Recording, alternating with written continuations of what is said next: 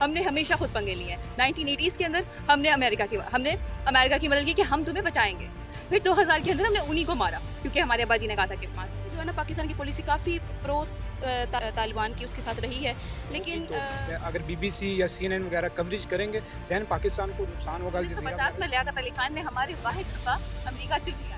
दुश्मनों को मौका नहीं देना चाहिए। अगर आपस में रहेंगे तो कोई भी हमारा नुकसान बाकी कंट्रीज के साथ भी रिलेशन अच्छे नहीं है। मुसलमान है वो मुख्तलिफ सूरतों में आपस में ही लड़ रहे हैं और यही वजह है कि यार पूरी दुनिया में मुसलमान मारे जा रहे हैं। जैसे हमारी टीएलपी है वो पाकिस्तान को खुद ही खराब करे। अब इमिग्रेशन के इश्यूज वो उठाएंगे और वो सारी चीज़ें, तो उसकी वजह से जाहिर सी बात है खारजा पॉलिसी भी अगर मुल्क के दिफा के ऊपर बात आ रही है तो फिर करना ही चाहिए।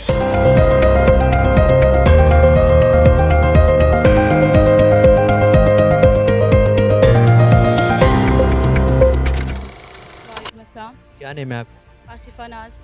अच्छा मैम, आप मुझे सबसे पहले तो ये बताएं कि अभी पाकिस्तान और अफ़गानिस्तान के दरमियान एक सूरत हाल चल रही है, तो आपका इस पे क्या ओपिनियन है कि आप क्या समझते हैं, क्या हमें दोनों इस्लामी ममालिक के दरमियान इस तरह की सूरत हाल होनी चाहिए?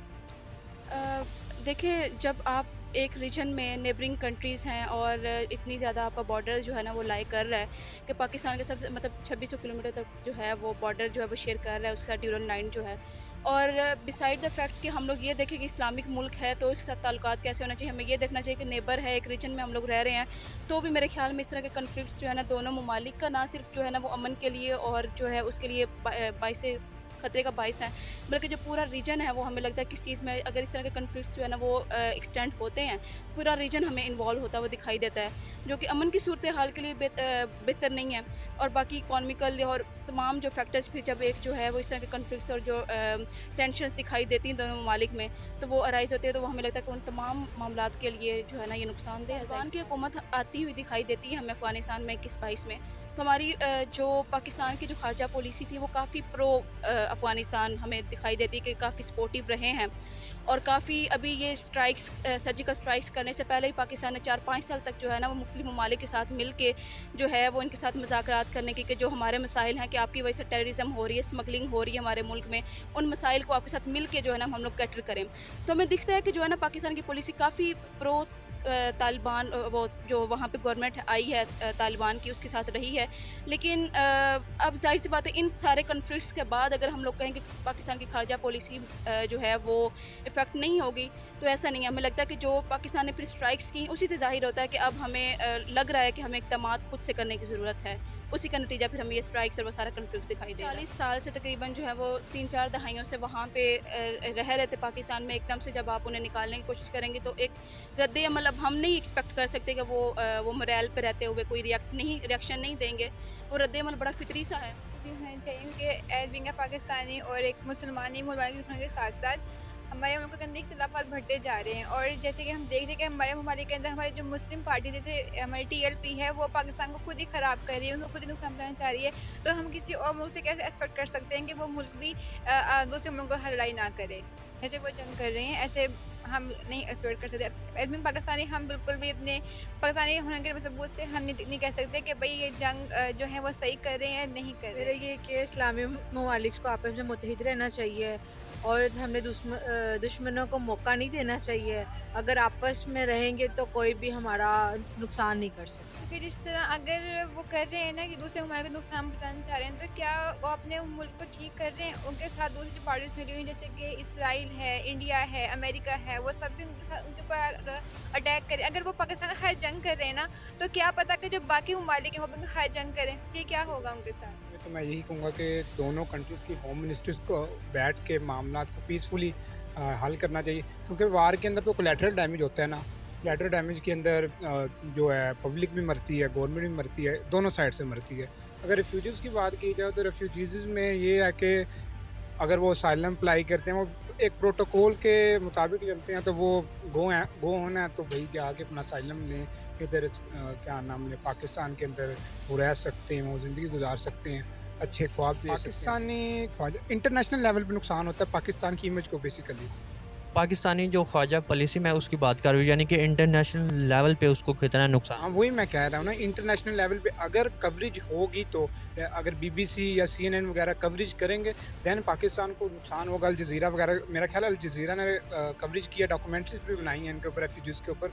तो पाकिस्तान की नुकसानदेह तो हो सकता है क्योंकि पाकिस्तान के बाकी कंट्रीज़ के साथ भी रिलेशन अच्छे नहीं है, लेकिन एक हिसाब से सही भी है क्योंकि अफगानिस्तान के लोग बहुत ज़्यादा लोग यहाँ पे थे, तो इसकी वजह से हालात बहुत ख़राब हो रहे थे। लाइक वो दहशतगर्दी और इन चीज़ों में बहुत ज़्यादा इन्वॉल्व होते हैं, सारे पठानी होते हैं वैसे। वो तो मतलब नाकाम, ये शुरू से ही नाकाम जा रही है, अभी भी नाकाम। मेरा मानना है कि हमें इस तरह लड़ाई नहीं करनी चाहिए, ये लड़ाई करना ही है क्योंकि हमें अच्छे रिलेशंस बनाने चाहिए, तो हमें टेबल टॉक करनी चाहिए इंस्टेड ऑफ फाइटिंग करने के। तो मैं नहीं मानती कि इस तरह निकालना चाहिए था हमें। उनको टाइम देना चाहिए था और मेरे ख्याल से, और उनको सही तरह मतलब उनको करना देना चाहिए था कि वो आराम से अपना कर लें, सेल कर लें। हमेशा से पाकिस्तान ने अफ़गानिस्तान के साथ कोई सिलसिला ताल्लुकात रखा नहीं है। हमें यही बताया जाता है कि हमारी कंट्री कितनी अच्छी है, हम तो बहुत ही अच्छे हैं, हम तो पता नहीं कहाँ के क्या हैं, बट हमने हमेशा खुद पंगे लिए हैं। 1980s के अंदर हमने अमेरिका की मदद की कि हम तुम्हें बचाएंगे। फिर 2000 के अंदर हमने उन्हीं को मारा क्योंकि हमारे अब्बा जी ने कहा था कि मार दो। एंड देन हमने कहा नहीं, हम अच्छे लोग हैं, हम आपके बॉर्डर में आने देंगे, हमने आने दिया। फिर 2022 के अंदर हमने उनको निकाला, और इलीगल को निकाला, ठीक है, जवाब बनता है, गुड, बट उसके ऊपर भी यूएन में केसेस चले। और अब भी 2022 के अंदर के अटैक्स मुझे याद है जो पाकिस्तान ने बॉर्डर पे किए थे, पर वो न्यूज़ का कवरेज नहीं आई पाकिस्तान में। इंटरनेशनल मीडिया ने बहुत हाईलाइट किया था, बट पाकिस्तान में कोई कवरेज नहीं। 2024 के अंदर हमने बॉर्डर पर अटैक किए, हमने 2025 में किए। हम जब वो रिटेलिएट करते हैं तो हम कहते हैं हो हम पे अटैक हो गया, and then like we play the victim. Like मेरी सिंपल सी लॉजिक है, इंडिया ने पाकिस्तान की टेरिटरी के अंदर टेररिस्ट अटैक करके, लाइक जो भी उनका क्लेम था, गलत किया कि ठीक किया? अगर गलत किया तो पाकिस्तान भी जो कर रहा है वो गलत रहे, because we will call spade a spade. ये नहीं है कि क्राइटेरिया बदलता रहेगा कंट्रीज के हिसाब से। तो या अब हुई है या नाकाम साबित हुई? खारजा पॉलिसी, पाकिस्तान की अपनी खारजा पॉलिसी है। हम तो आपको क्या लगता है क्या है या नहीं? वाली खारजा पॉलिसी है, आपको क्या लगता है पाकिस्तान की अपनी है या ये किसी और के इस्तेमाल में? हमारी है ही। हम खुद अपने नवाज शरीफ की तकरीर नहीं सुनी, और क्या प्रूफ चाहिए इसका? अच्छा, अभी आपने ना एक वालिद साहब का जिक्र किया है कि यानी कि जब तक वो वालिद ना कहे, तो हमें क्या आप उस वालिद का नाम बता सकती हैं? यानी कि मेरे नाक़िस इल्म में उस वालिद का हमारा कोई अबू जी नहीं लगता। मुझे दो अबू जी हमारे बता दें ताकि मैं भी आज़ाद।